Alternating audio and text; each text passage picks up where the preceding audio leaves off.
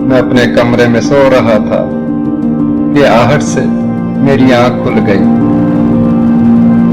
सामने मौत का फरिश्ता खड़ा था। मैंने घबरा के पूछा, यहाँ कैसे? मौत के फरिश्ते ने कहा कि तेरी मां को लेने आया हूं। मैं एकदम से घबरा गया, आंख नम हो गई। मैंने कहा, एक सौदा करते हैं, मुझे ले जाओ, मेरी मां की जिंदगी बख्श दो।